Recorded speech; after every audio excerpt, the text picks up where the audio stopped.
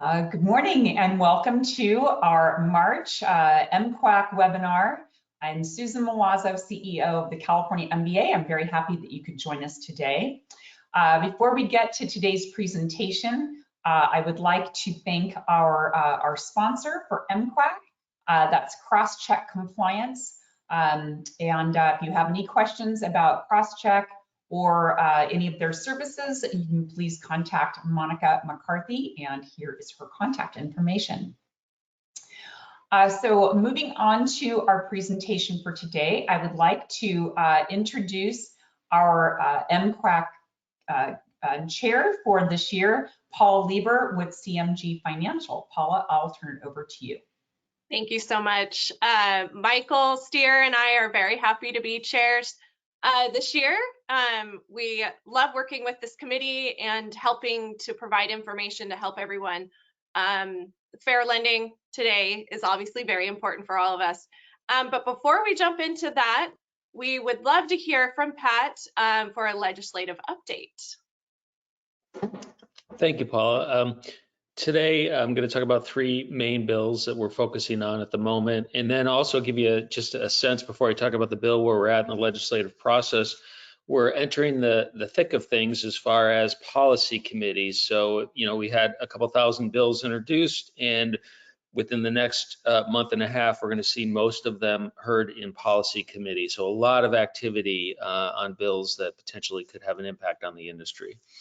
The first bill is one that we've talked about for several years now. It's an issue that we've talked about for several years, remote online notarization. And for the first time, we've actually been able to move the bill from the first house where it was introduced to the second house in substantive form. That's a positive turn of events. It's been very controversial, surprisingly so, given the number of states that have enacted RON. But in California, it's gotten caught up with privacy-related issues and perceived concerns regarding consumer protection and California wanting to have more significant privacy protections and consumer protections in other states. So we're continuing to work on it. The main two issues that are left essentially still problematic. One, that it would not allow for interstate recognition with respect to RON. Obviously, that's of great concern to the industry, and we're working on that. The Attorney General has entered the fray and is very concerned about allowing for interstate recognition because of the privacy and consumer protection issues. And then also it allows for a private right of action. So we're trying to address both of those issues. The second issue I want to talk about today, and by the way, we do support that bill very strongly. The second issue I want to talk about today is SB 975 MIN. Once again, this is a takeoff on a bill that we were successful in opposing last year, SB 373. This bill is a different iteration of it. It's actually, I think, in many ways improved, but it still creates some of the core problems that we were concerned about last year. Specifically, it allows for somebody that alleges that they're the victim of coerced debt to file a claim against essentially the creditor, and it allows for the court with a preponderance of evidence to determine, yes, the person was coerced, and essentially issue a judgment against the ability for the creditor to be able to have a claim against the alleged victim. So this would be very problematic on real property secured loans, especially given all of the protections in the law today in California to work with customers, et cetera, with respect to mortgage transactions.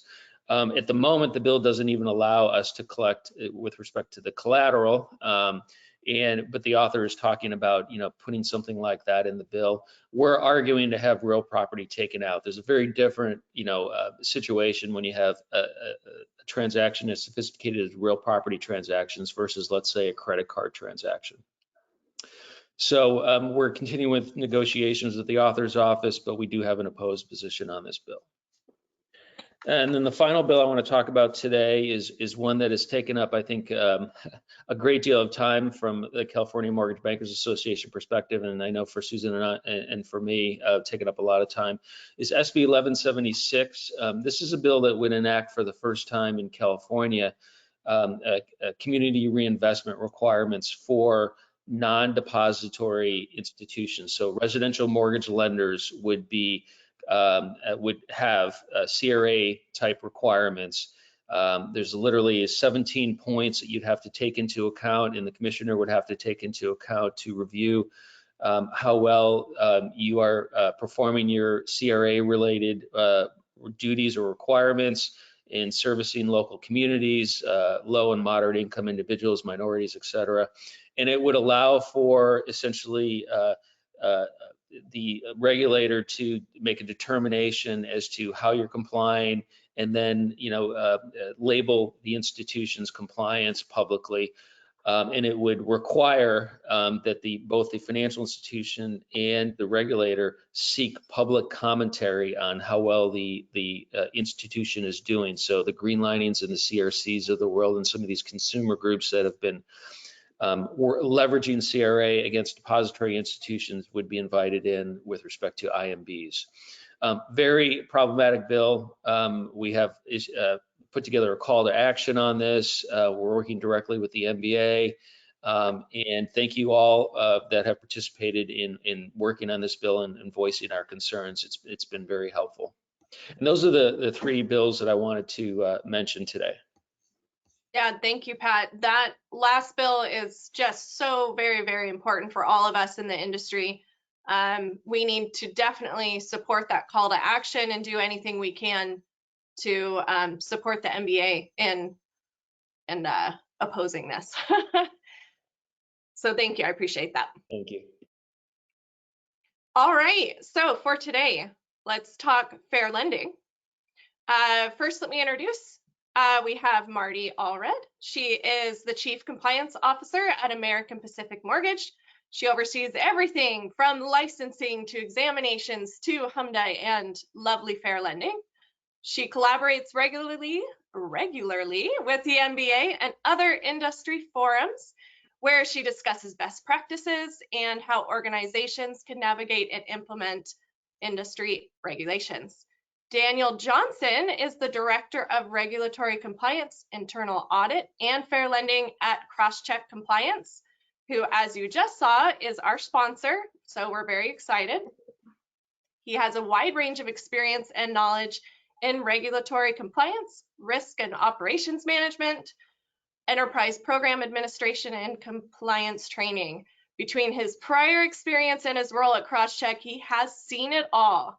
So we've had some great conversations, and we're really excited to bring all of you into our conversation about fair lending. And this presentation today, Daniel prepared it. He did a fantastic job. There is a lot of great information. We aren't going to read the slides because who wants to see us read, right? So we're going to do overviews and then have some great discussion and questions and answers, and share some great information on how to document and how to watch out for these pitfalls.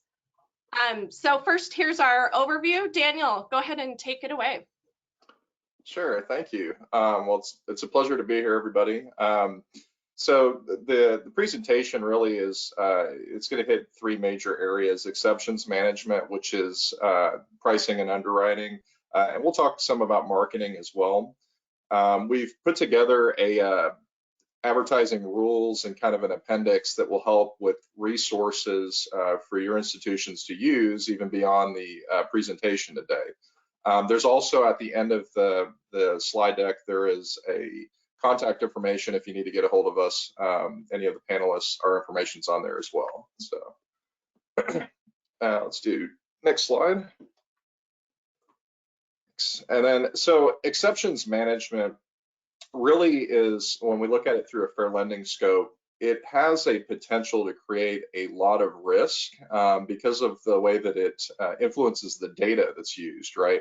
So aside from there being technical requirements of recording how exceptions are done and when they're done, and really what's in tolerance, there's also implications with it, right? So when you go to do your analysis, there's a potential that there's false red flags that could occur whenever your data, is not accurate, or when there are numerous exceptions being made to particular minority control borrowers, control group borrowers that are non-minorities versus their minority counterparts. So some of the things that we see with that is, as mentioned here, is how you document your exceptions, right? So whether it's a pricing exception, an underwriting exception, documentation of who did the exception and how it aligns with policy and why it was made really is the first step really in controlling those types of risks. We want to make sure that when we have exceptions to policies, regardless of where they're at, that they're documented in a way that makes sense and that they're applied evenly through anyone that's similarly situated, regardless if they're a minority or not. One of the issues too with that is if exceptions kind of become the norm, then it dilutes really things like credit policy that are aimed at controlling risks, right? So if you're making a lot of pricing exceptions, then the question is why is that, right? So other departments are implicated by it as well, because when the exception becomes the norm, you really don't get a feel for what the pricing should be as far as your competition goes. So outside of compliance, we see that fairly frequently, that tolerances help manage some of that risk as well. Yeah, I've been seeing a lot with examinations and regulators wanting to know, where are you making exceptions, why, and especially to who. So it's really important for us to monitor that. Absolutely. And we've seen the regulatory focus in the clients that we've worked with, certainly, and banks, particularly local banks here. So I'm in kind of the North Texas, South Oklahoma border. And one of the things that we've seen is in the Dallas market, primarily, the news has actually kicked up a lot of investigative reporting, especially when it comes to African American and Black segments not receiving the same approval rates, the same pricing, and also in those markets from a geography level, which banks, which mortgage companies, which lenders are making an effort to lend in those minority neighborhoods. Banking below 30, if you haven't seen it, it's a very interesting story that's done by the WFAA of Dallas, which is a local news station, and it talks about those subjects, about discrimination in lending, redlining risk. One interesting thing too is the regulators like the OCC, and I believe even the DOJ is being involved in some of this. It's actually impacting lenders in that market right now. So we've seen it there. We've seen it very commonly with multiple regulators making comments about how documentation and who gets the exceptions and really who gets the preferred pricing, right, is how it can cause minorities to, in some cases, depending on the data, be at a disadvantage, or presumably one. So your institutions being able to run those analysis as to why these exceptions happened and have documentation, that's going to be a critical thing going forward. Definitely. Yeah, and I think also it's important to monitor it on a regular basis, because you may be able to identify if certain groups are subsidizing loans for other groups, and obviously that would be a huge red flag. So again, back to your policies, procedures, the loan level documentation, the ability to get to that data is really critical, because looking at it just once a year at this point in this environment is too long.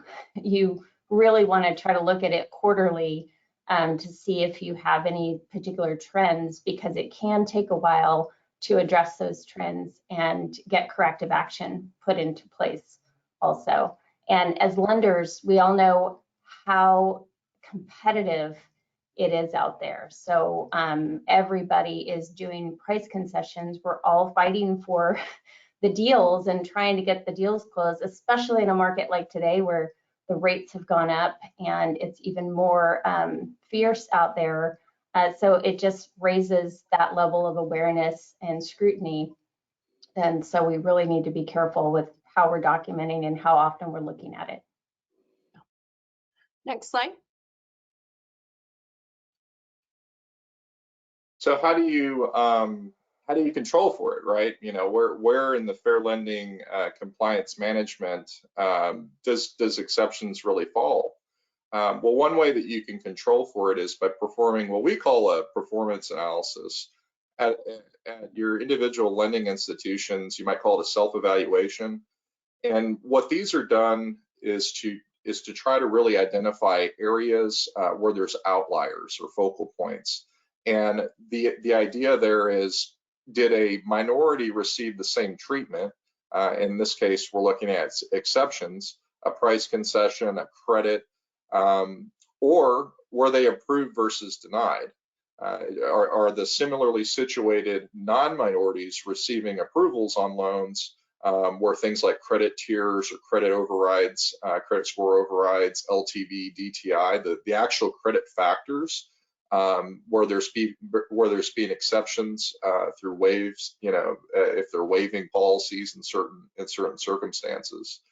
And so the performance analysis kind of looks at your loan data, and it could be ran on any loan product. Certainly, you know, for this type of conversation, we're really looking at mortgage loans, and these can be performed and then provided to your regulatory institution, your prudential regulators, and the CFPB as kind of a conclusion that there's not evidence of discrimination. Hopefully, right?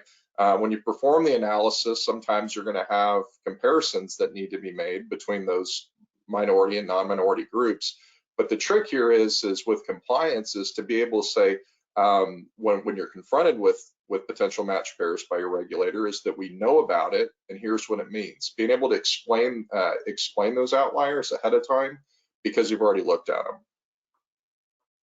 Yeah, so let's go through the process. Perfect. Thanks, Sam. Yeah.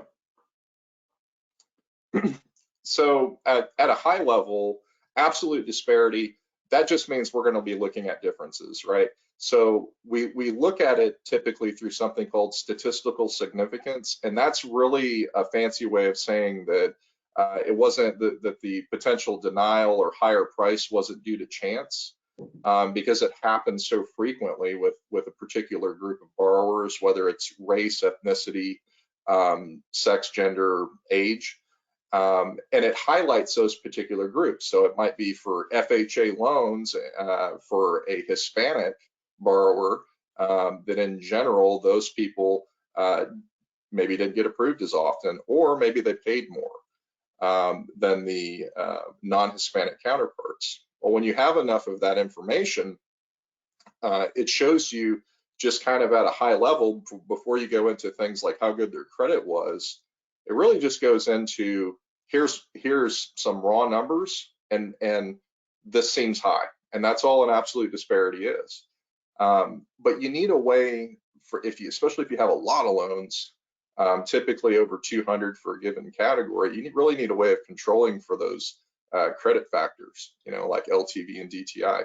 And so there's ways of doing that with regression where we control for things like making sure they have the same credit score, right? Making sure that it's the same loan product and that they have the same DTI, or maybe that the minority in some cases had a better DTI. Absolute disparity won't show you that, but regression will. Great, thank you. Mm-hmm. Let's jump right into pricing exceptions. This is definitely something that's a new focus that we understand from the CFPB. So this is a great one to really dig into. So Daniel, if you'll do an overview, and then let's chat through some of this. Absolutely. So pricing exceptions, when we look at pricing rules, certainly ECOA and FHA are two of the major rules at play when it comes to fair lending. But when you look at it, procedures really need to give you the when and where and who's involved as far as an approval goes of when an exception can be made. And from what we've seen, with our clients, rate changes as far as pricing exceptions by far is the biggest. Sometimes you get credit to your policy, credit to your overrides. I rarely see things like term exceptions as well, but rate changes are the big one. And then how do you document it, right? So I'll kind of turn it over to the panel to talk about what they've seen as far as documentation goes. Yeah, Marty, what do you recommend for who should be approving a pricing exception? Well, it needs to be higher level management. So I think probably most lenders would agree it's not at the LO level. It needs to, kind of follow a chain of command a bit. Maybe the loan officer requests it with their branch manager, and then the branch manager needs to go through to the capital markets, corporate office, or senior management, some level and approval process to make sure that they are fully vetted. If it's left to too much discretion, I think there would be a greater amount of risk there. So definitely have as part of your policy, what is that approval process? Who can approve? Maybe you have certain levels approving to a certain amount, and then it needs to go to a higher level for additional. But make sure that that's written out, because as we all know, in an exam, we can't just say this is what we do. We have to show this is what we do and have that documented. And then along with that is, like Danny was mentioning, the reasons. So yeah, a rate concession is probably the most commonly tied to a competitive offer. And of course, having documentation of that competitive offer is the best practice, best course of action. As you know, CFPB does really encourage borrowers to shop. So if they have that other loan estimate or lot confirmation, whatever, if you have that, provide that as part of the documentation. That will really help with any type of audit scrutiny. And in your LOS or whatever system you use, getting to the devil's in the details. Document what is it a rate concession? Is it a fee concession? What is it exactly? If it's not due to competition, then what is it? Is it a special program? Is it a special promotion that's going on? Is it special class or not class, but like the Heroes program? You have to really document as much detail as you can, so that when you have the exam, you already have that at the ready. And along with your policy, make sure your procedures are documented exactly how those steps are to be followed from your production staff as well. Paula, do you have anything to add from your shop? No, yeah, that is all exactly correct. They're going to want to know who is approving it. Are you following that procedure on approvals? And then are you documenting it? You do need to have that rate sheet from the competitor. You have to document why you're giving that exception. Mm-hmm. And then, of course, look at the details, just like you said. You need to audit to see who are you giving your pricing exceptions to, because there may be certain gender, certain races that will ask for exceptions versus others that will not. So if you don't look at your details, you may have a fair lending issue right there. Is who is asking for it, and you're only giving it to a certain race or a certain gender, you could definitely have an issue there. Right, yeah, and gender and age also are good filters to look at in addition to race. Yeah, that's a good point, age. And we've actually seen it too recently in some of the reviews that I've conducted for institutions where they've made rules in place, guidelines, if you will, in their procedures and policies that prohibit the solicitation of competitor rate matches for certain products because of that, right? Because if you're offering to lower a rate because presumably the guy down the street selling it, has a better rate than your institution, then, it gives you more latitude to use that to close deals. And if it's not really a competitor match, if they're just making it up to close a deal, it's going to show up in the documentation, especially when you do those comparative file reviews. When you have two really close borrowers, but one was approved or one paid, one paid more. A lot of times what you see is, well, that's because there was a price match. And when you go into the documentation, there's nothing that would really support that. Yeah, it's pretty hard to go back and try and get a competitor's rate sheet from months ago. I don't think you're going to be successful. Yeah, you got to get that right away. Yeah. Well, anything else on pricing exceptions? Any last notes? Or should we jump right into underwriting exceptions? Sure. Let's do it. Go ahead, Daniel.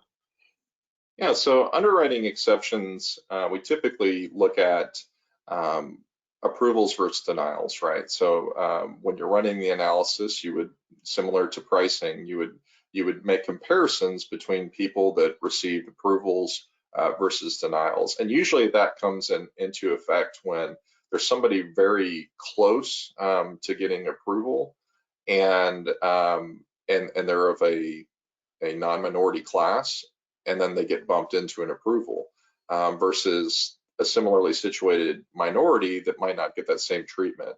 The credit score might stick. In other industries outside of mortgage, I've seen in auto lending where a lot of discretion's made in that area, right?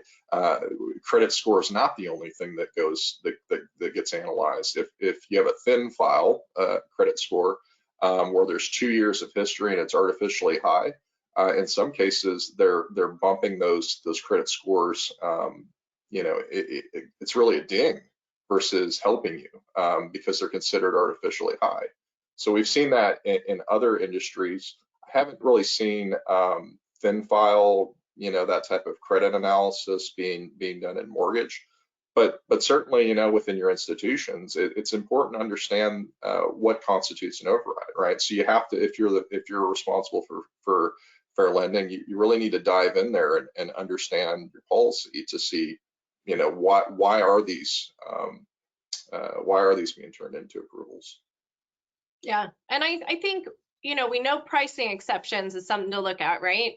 But underwriting, I think in our compliance minds, we think, well, underwriting needs to worry about their underwriting exceptions, except for that, that's not really true. We need to worry about those in our fair lending. So, Marty, any recommendations on how, I think, again, it's who are you allowing to make the exception and document? Right, and documentation is king here. So you should have a policy around underwriting exceptions. What is that protocol? What is that process? Does that go to underwriting managers? Does it go to the operations center managers? Does it go all the way up to a risk committee or a credit committee?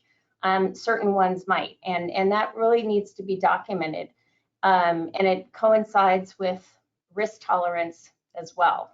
Some of those might be really difficult to review and decide on, and so that might require a credit committee type of review. But all of that needs to be documented. And again, at the loan level, be sure that you have a report at the ready that shows all of your underwriting exceptions for that month and all of the loan related data. Another thing to point out, which, think about whether or not that any data on protected classes is available during those decisions. Do you have a policy around having a copy of a photo ID in your e-folder or your documentation, or do you have a policy that's not allowed, or that information has to be blacked out, or what have you? Because again, we have to think through all the different layers and making sure that these decisions are being made regardless of race, ethnicity, any of the protected classes. And the other important thing, and I forgot to mention this with pricing exceptions, so it's not just important to document the approval and the why, but if they were denied, that's even more important. Why are you denying a pricing exception? Why are you denying an underwriting exception? Make sure that is documented, because at some point, you will be asked to provide that. And the devil's in the details with that as well. Just make sure that that is all available in reports that you can get pretty quickly, when you're going through an examination. Yeah, and that's a really good point about the photo ID, because we've had that come up. We've had lenders wanting to get a photo ID, but at the same time, you're like, you don't need that for underwriting. You do need to satisfy your Patriot Act, know your consumer. But at the same time, you got to be very careful that your underwriters don't have an unintentional bias, even based off of the name. I mean, you know, off of last names, they can see that information, of course, but that's why you want to keep a close eye on these exceptions to know whether you have anyone that may have a bias and they may not realize, it could be unintentional. Right, exactly. Let's do next slide. Do we have some more notes on this? We have a lot of great information for you guys to come back and review. This is recorded, so you'll be able to come back and take a look at these slides, so don't worry. Go ahead, next slide.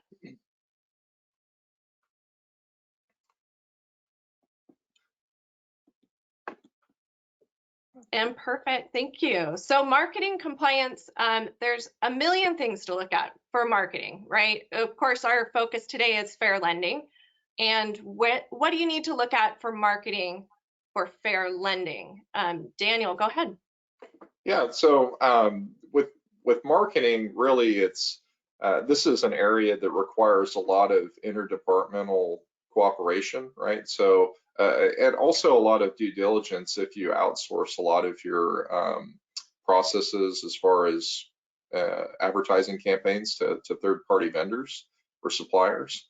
But what we're looking at primarily is, how does your marketing campaigns, how does your marketing outreach efforts, where does that translate into fair lending risk? Is the specific markets you're reaching out to, or are you just cherry picking the higher upper end non-minority sectors like North Dallas and those type of places, or are you marketing to an overall metropolitan statistical area, everybody within Dallas, not just the more affluent areas, for example? So advertising, certainly setting your scope is super important. And do your mediums, the channels that you advertise in, do they reach those intended that intended audience? Is it available to everyone? So when we look at that, we really need to be able to define what advertising is. And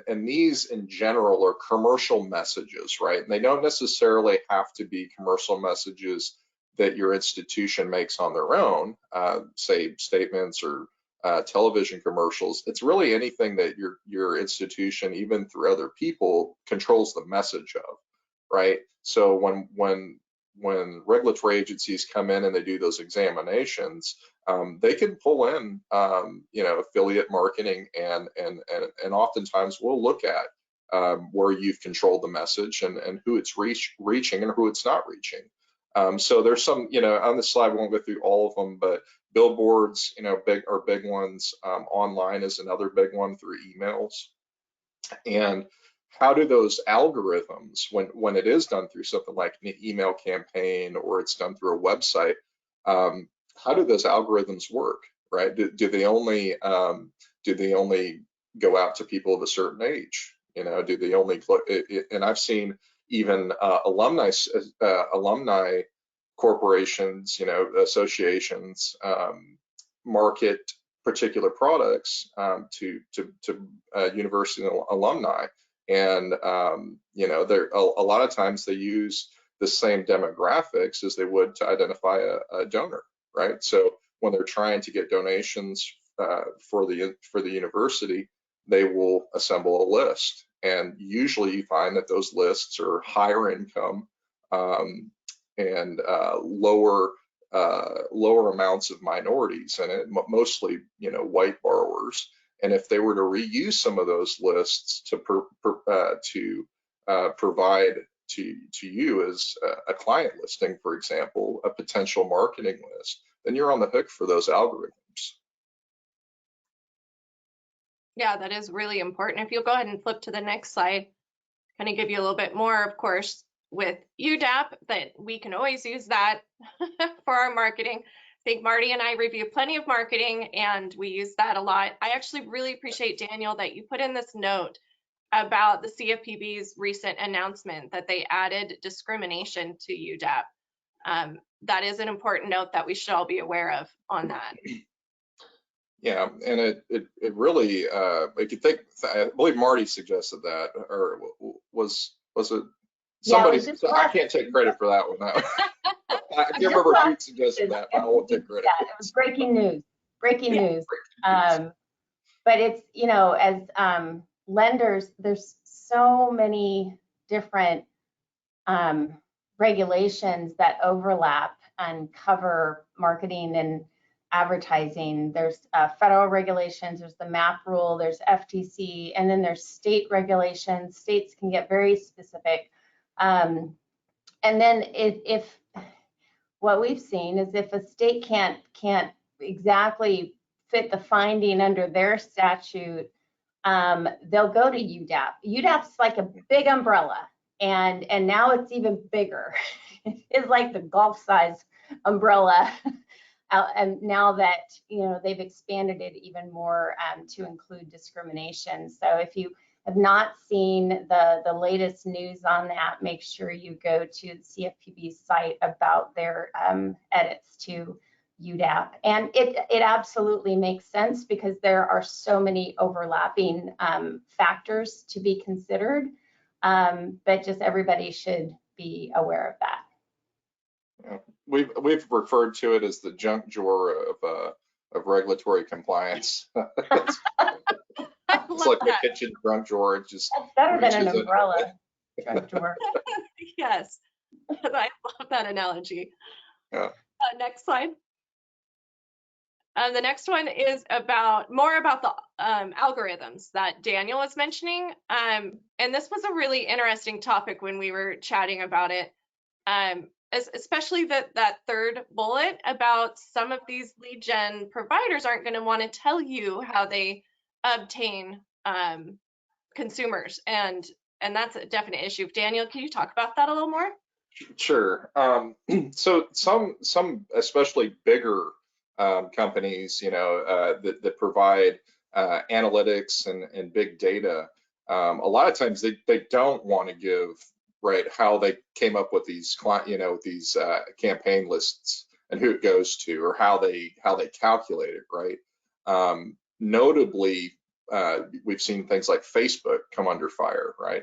I know when I was working in a previous life, I was working at a bank, and we were trying to bring in Zelle, and we were trying to do our due diligence with Zelle, and it's basically like, hey, take it or leave it, you can use us or not, but we're not going to go into a lot of detail around our process, and you need it to be competitive, right? That's how it was pitched. So sometimes you're going to run across third-party vendors where you might be the small fish, right? But one way to get around that is to figure out what the algorithm doesn't have, right? Just because they won't tell you what it does have doesn't mean that they can't at least give you some reassurances around things like race, ethnicity. If you were to provide those to these marketing vendors, then they can confirm it. And while it's not a perfect, where we know everything that's under the hood as far as the blueprints, it gives us an idea of at least from our perspective, right, in the financial services industry, it gives us some reassurances, some insulation that those are not factors that are used. Yeah, that's a really good point. Asking for what are you not doing? If you're not going to tell me what you are doing, what are you not doing? You're not going to take race. You're not going to take their geographical location. That's very good points. Please go ahead, Marty. Yeah, and I was just going to say, you know, don't be afraid to ask, because these secret black boxes can be a little bit intimidating, and especially when they start talking about algorithms and AI and machine learning, and it seems very elusive. So I would recommend having, for any type of lead generation ask from your production team, or social media ads, or anything like that, where you're like, well, what exactly does that mean? Come up with a list of questions for those types of requests that gets into the detail, so that you can cover, you know, what is the target market for this? Are there particular zip codes or areas? What are the filters being used? What is the data? What are the data specs? And like Daniel mentioned, specifically list prohibited bases to make sure that you've asked those questions, and to validate that that is not part of the data spec.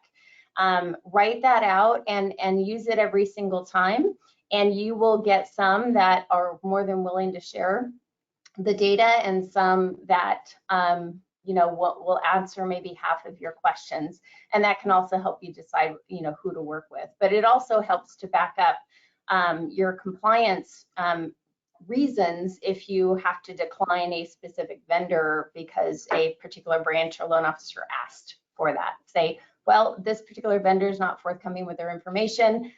We've used some others in the past which are much more transparent, and so maybe try this other particular vendor. But you definitely should, you know, use that as a tool in your compliance review. Yeah, vendors definitely differ. I think there's some that I've done demos with where they're great at sharing information. They understand the compliance side and what our concerns are. And then others that just say, well, these other companies use it, it's fine, don't worry. Right, they want to list all the big lenders that use them and say, just stop asking questions.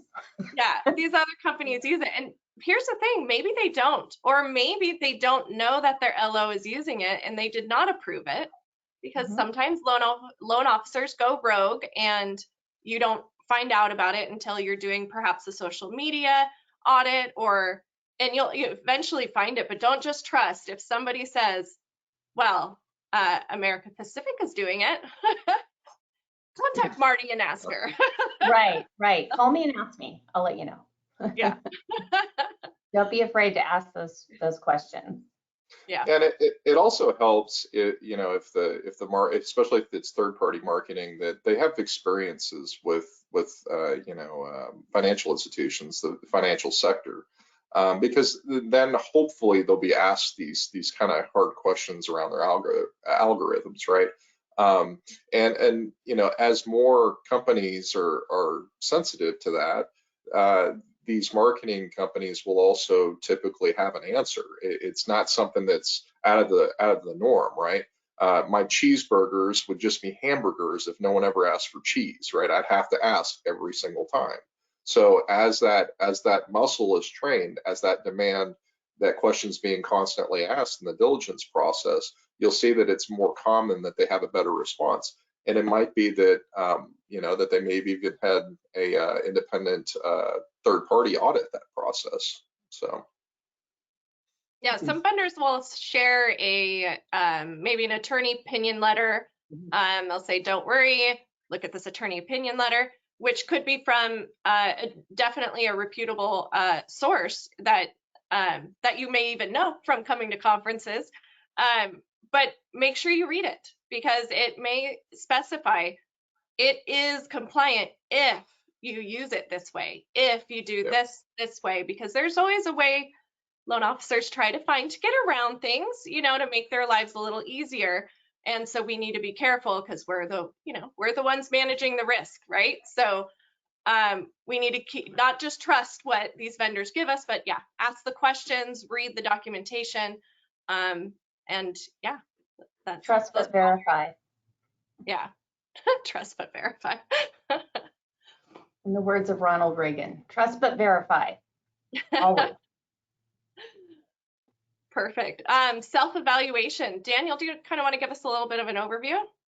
Sure, sure. So we kind of mentioned these algorithms, right? These fancy terms for ways that they can reach customers that you're trying to reach.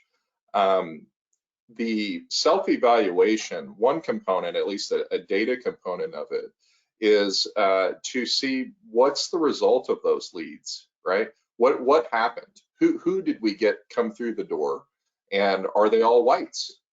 Certainly, if there's a black box and you're looking at racial diversity, right, and you run demographics on a particular area, and you don't get any minority borrowers, well, then something in that black box might not be what you want from a fair lending standpoint.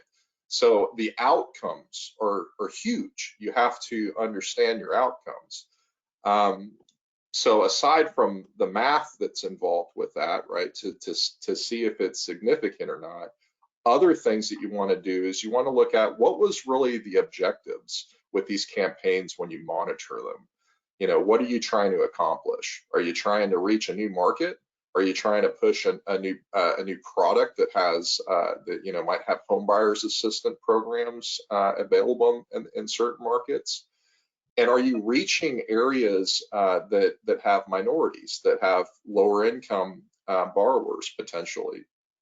So as you know, and as marketing people go, if it's not a shared vision, if you're not clued in with your marketing team, especially if you're underperforming with minority groups, it's a huge missed opportunity, right? Because especially you compliance people out there, when you're trying to get minority loans outside of marketing and having your loan officers actually go out there and sell it, it's really hard to sell mortgages to minorities when you're a compliance officer, right?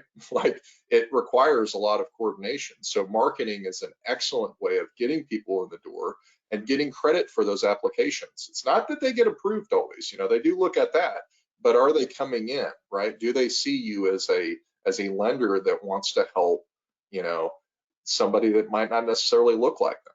So those are kind of things we look at. We obviously look at, what mediums are you looking at marketing in, and why? How many billboards do you have? Where are the billboards at? Are they just on major highways in Beverly Hills? Or do you have some maybe in some more diverse areas of Los Angeles? So those are very important factors that we've seen. And then being able to sell something, right? So you've got this great campaign, but do you have products that are going to work for people that might not necessarily be upper income, or that might not have a 800 credit score? What are you actually out there shilling for? So yeah, Sam, will you go to the next slide? And then Marty, I wanted to mention, we had talked about how you can identify the branches that maybe have a low minority lending and look at their marketing, kind of like Daniel was just saying, identifying, these are your branches that are not lending as much as they should to minority groups. What is their marketing looking like? Right, exactly. And again, you're starting with all that with your HMDA data, and you can drill all of that down to your REMA, your reasonably expected market areas, to MSAs, which would be within your REMA, and even down to the branch, because your data should be able to tell you even at a branch level what the branch's minority lending percentage is. And then you can compare that to the MSA that they're in, knowing that branches don't just lend only in their backyard. They might be licensed for California, so they can actually lend in all of California. But if you're at least looking at the general MSA that branch is in, and that minority percentage for that MSA, and see if the branch is way under, and try to look at it that way. And if it indicates that maybe they could have room for opportunity for more minority lending, take a look at their marketing, take a look at their loan officer, take a look at their staff diversity, take a look at which real estate agents they're working with. Maybe they need to do more outreach to more minority real estate agents and other business partners and expand that in their area to help bring in more minority applications. So there's lots of different layers to that, but you really start with that with your HMDA data and drill into it that way. Let's also talk about peer analysis. Daniel, if you want to start from the perspective of, how a company like Crosscheck could help you with how do you compare your own HMDA data to your peers and see where you may be failing to do what your peers are doing. Yeah, peer analysis is a big one, right? So especially if you're a CFPB regulated institution, typically 50 to 200% of your HMDA lending volumes is what would be considered a peer group. But that doesn't always give you the best picture, right? So if you're a bank and you're always comparing yourselves with mortgage companies in certain markets, when you kick those out, you look at other banks. It might influence, at least give you a better perspective of certain areas.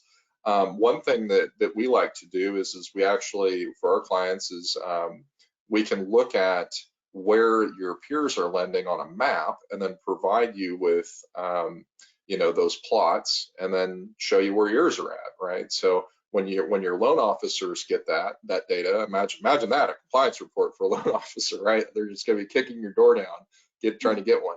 But it's helpful, right? Because it shows you, like, they know the city, right? So it's like, well, in this part of the city, we're not lending at all, but all of these peer lenders are. So it could be something as simple as a good visual.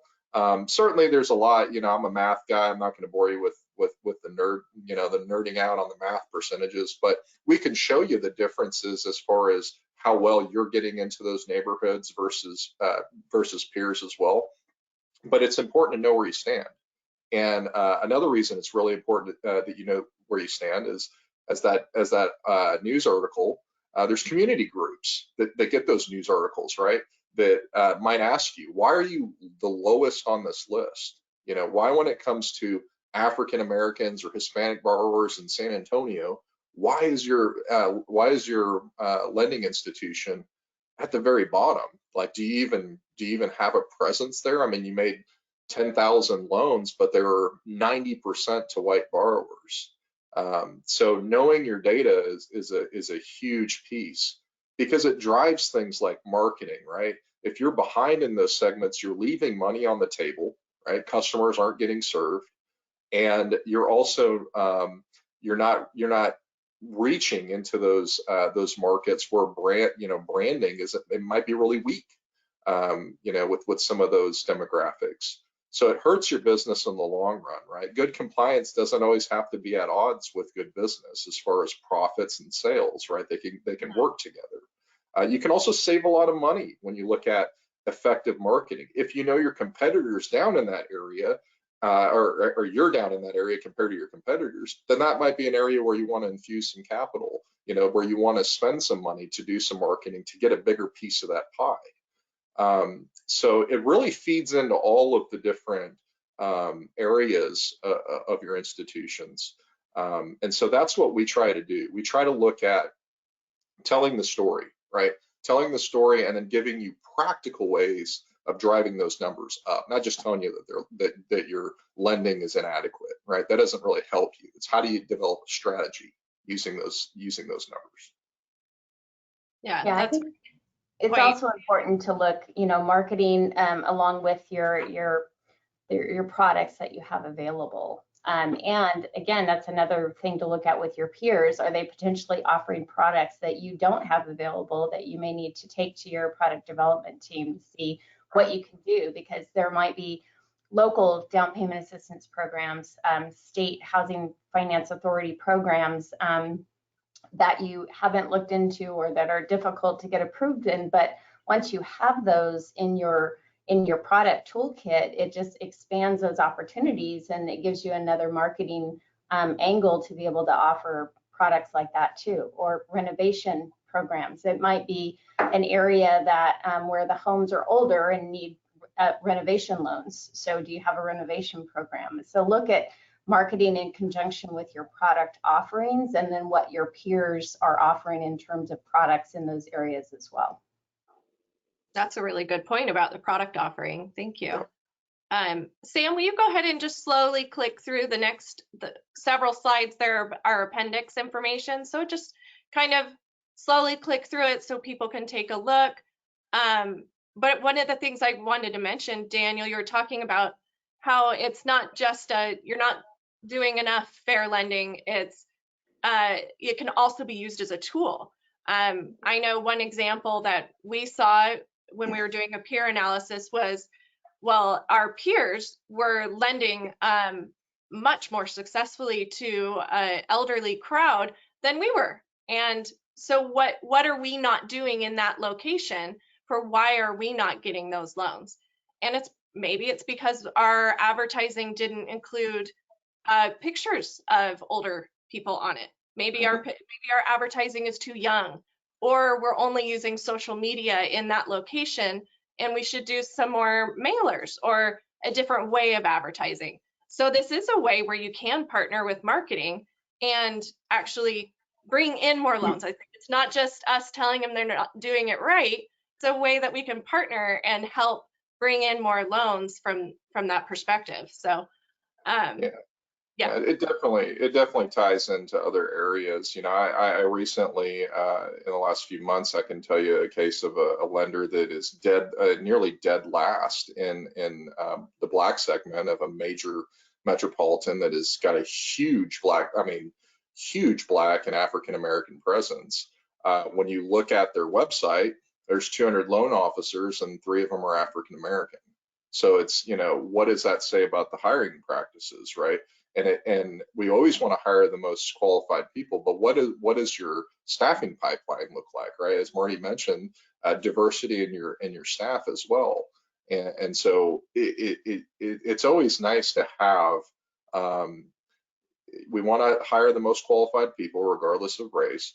But it's also nice to have pipelines that are representative of the communities that you serve, right, as far as staffing goes. So making sure that there are employment opportunities for everybody in those markets.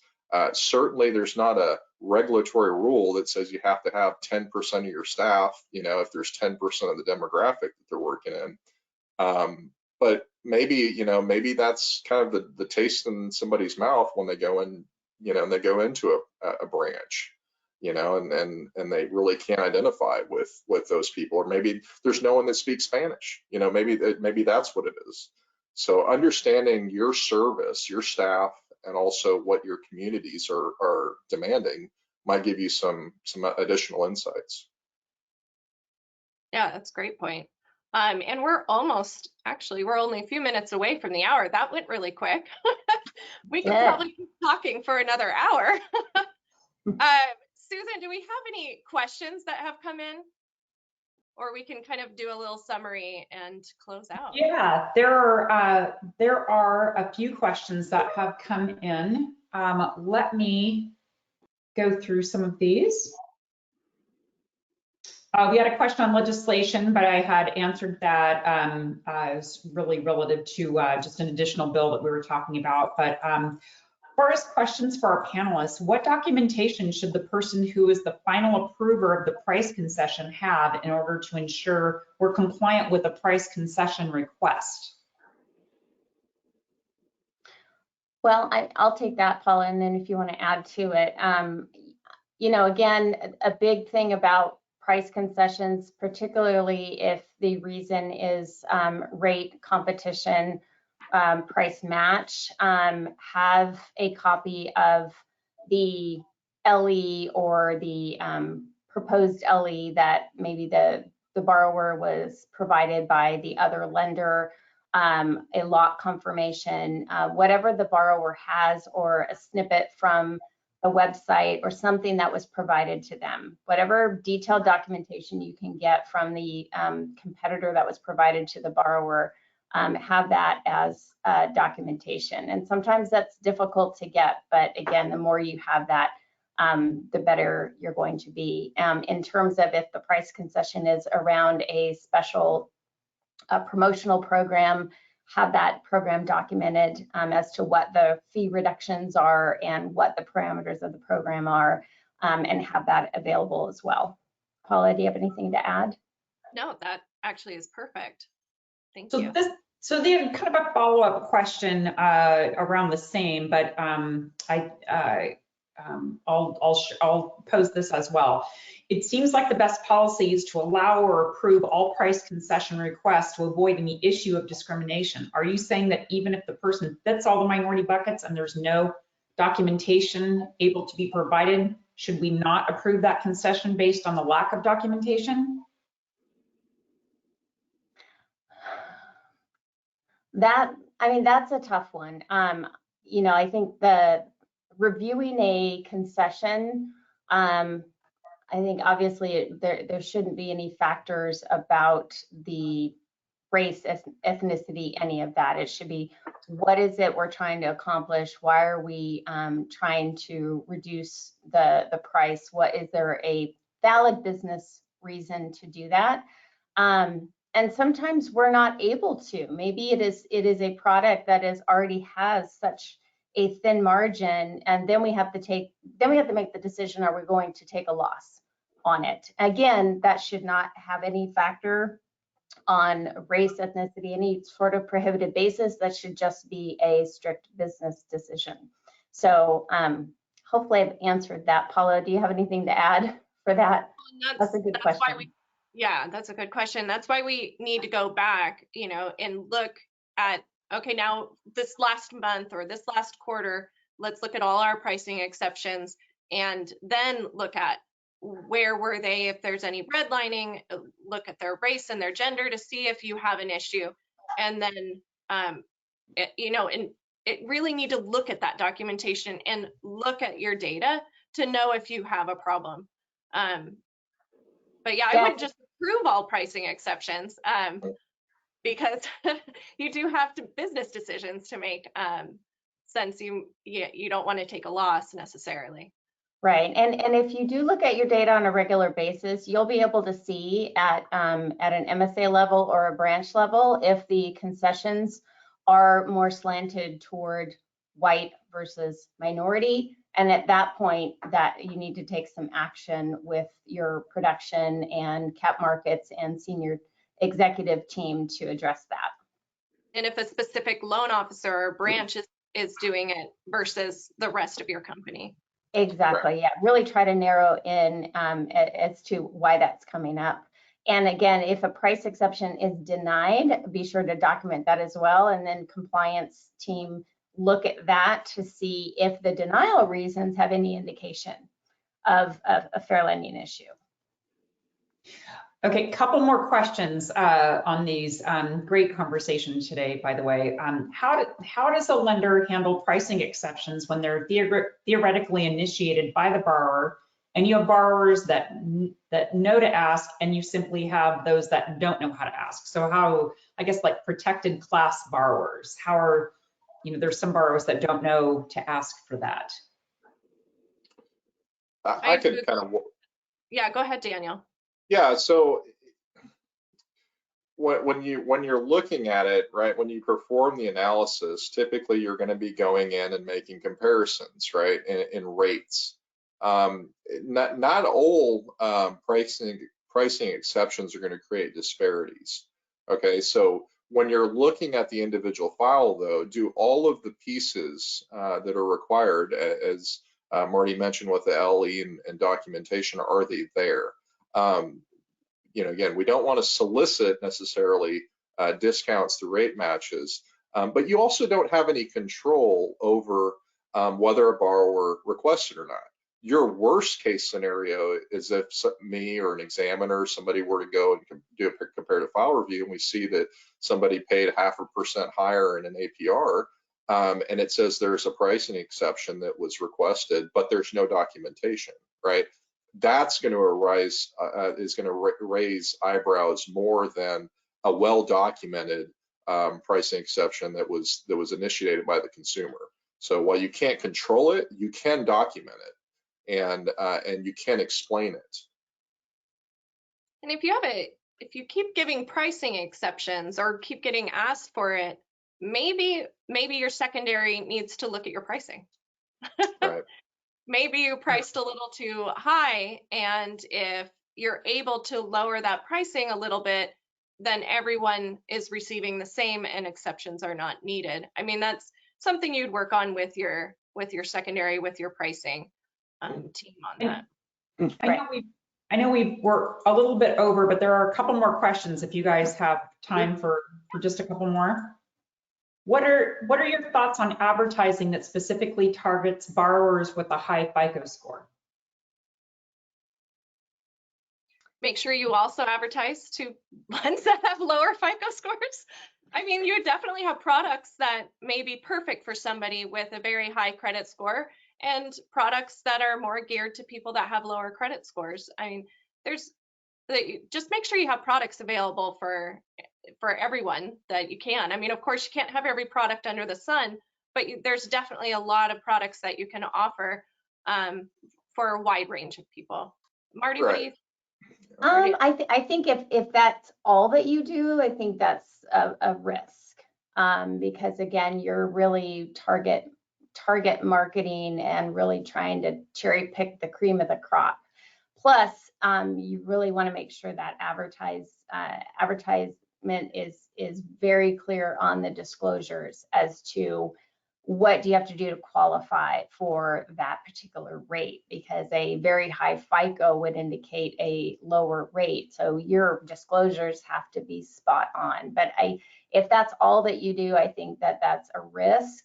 I think you could do that along with other targeted marketing to various products and segments, just like Paula said. Yeah, and in the case where, so I've seen that in examples where there's private bank divisions. So you have a bank that has a consumer end, it has a mortgage company, and it has a private bank segment. Well, the private bank has a 99.9% approval rate, right? And that's because everybody, has a $500,000 net worth. So, as it was mentioned, having a clear demarcation line of channel helps too, right? So if you have a high-end channel, well, that business justification is it's a high-end channel. We also offer these other products, right? And it's just a little piece of the world. It's not 90% of what we do. So Right. You have to look at totalitarian, the total of the circumstances, and factor that in. So just one note, not really a question on the last, but Michael Pfeiffer had posted this. Thank you, Michael. The CFPB supervisory highlights from December 2021 report contains a great analysis of how to ensure compliance with pricing exception issues in fair lending context. So if anybody wants to take a look at that, that's a great resource. And I think that wraps up our questions for this month's webinar, and thank you all for a great presentation. Definitely a very important issue that is top of mind for regulators and for our industry. So thank you for sharing your expertise on this topic. Join us next month, April 28th, for fair servicing, kind of our second half of today's presentation. And we'll already have Jamie Jameson from New American Funding and Scott Weintraub from MQMR. So if you've received today's webinar just via email, you're on our list. If you got this forwarded from a friend, email us at the California MBA. You can email me directly, susan@cmba.com, and I'll be happy to add you to our email distribution list. Thank you for joining us today. Have a great rest of your week.